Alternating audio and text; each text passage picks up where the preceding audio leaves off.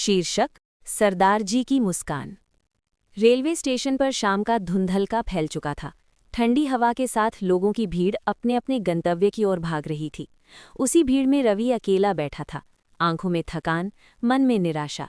नौकरी छूट चुकी थी, घर की जिम्मेदारियां बढ़ती जा रही थीं और आत्मविश्वास जैसे कहीं खो गया था। रवि ने प्लेटफॉर्म पर रखी बेंच पर सिर झुका लिया। तभी किसी ने कंधे पर हल्के से हाथ रखा। पुत्र, चाय पिएगा? रवि ने सिर उठाया। सामने एक सफ़ेद दाढ़ी वाले सिख सरदार जी खड़े थे। नीली पगड़ी, चेहरे पर सुकून भरी मुस्कान और हाथ में चाय के 2 गुल्हड़। नहीं, रहने दीजिए, रवि ने धीमे से कहा। सरदार जी मुस्कुराए। जिंदगी भी कई बार ऐसे ही कहती है, रहने दीजिए, पर कोशिश किए बिना छोड़ देना ठीक नहीं। रवि चौंका। सरदार जी पास बैठ गए और एक कुल्हड़ उसकी ओर बढ़ा दिया। रवि ने चाय ले ली। कुछ पल की चुप्पी के बाद सरदार जी बोले, किसी अपने से बिछड़ गए हो या सपनों से? रवि की आंखें भर आईं। न जाने क्यों वो सब कुछ बता बैठा। नौकरी, असफलताएं, डर और भविष्य की चिंता। सरदार जी ध्यान से सुनते रहे, फिर बोले, मैं भी कभी ऐसे ही बैठा था, सब कुछ खो दिया था, पैसा, दुकान, भरोसा, पर एक बात नहीं खोई। क्या?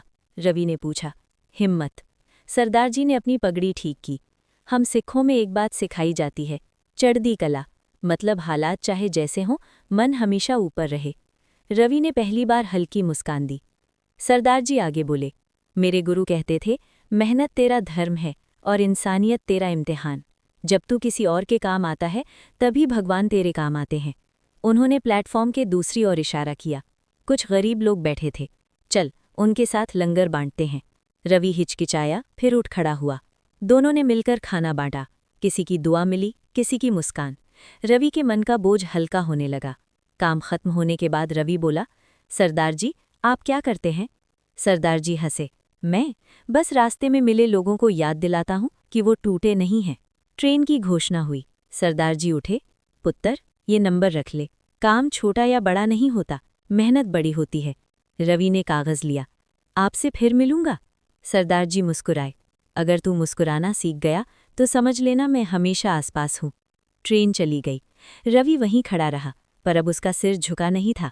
आंखों में उम्मीद थी और दिल में चढ़दी कला। उस रात रवि ने तय किया, वो फिर से शुरुआत करेगा, क्योंकि एक सिख से मिली एक मुस्कान ने उसे जीना सिखा दिया था।